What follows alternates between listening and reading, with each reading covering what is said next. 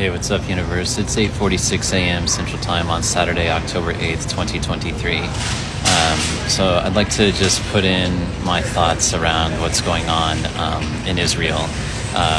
Obviously, I am just a Kansas boy. I don't know. I'm not an expert on geopolitical stuff. This is all speculation, in my opinion.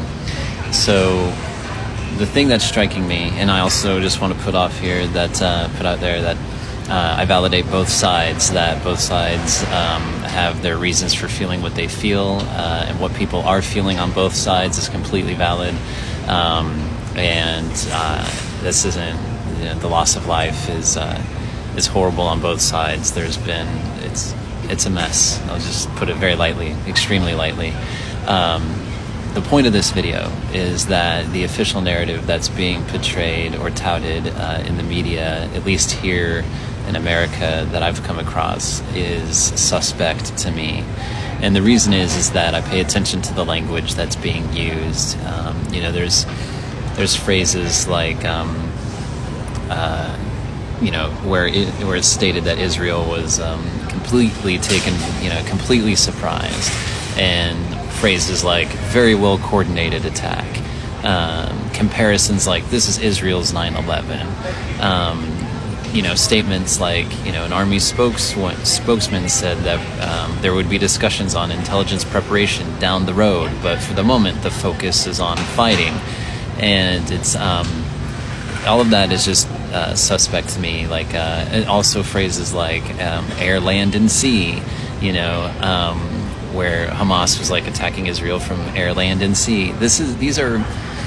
These are suspect phrases to me because they raise the question.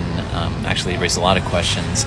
I find it very difficult that Israel would be completely off guard, and then especially from a well-coordinated attack, and something that was done by land, air, and sea. These are things that like nation states do to other nation states, and they also take time, and they take planning, and they take resources, things that I just find that Israel would be, I find that difficult to believe that Israel would be taken off guard, or would have little to no awareness about the preparations for this kind of thing.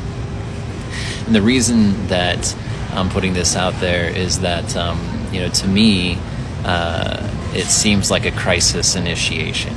And there's a video from the Washington Institute from 2013, and you can go find this on YouTube. The title of the video is called "How to Build U.S.-Israeli Coordination on Preventing an Iranian Nuclear Breakout." And it's by the Washington Institute.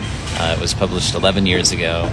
And if you go to the 1 hour and 15 minute mark around that time, and then to about the 1 hour and 16 and a half minute mark, you're going to find an interesting segment where Patrick Clausen talks about crisis initiations.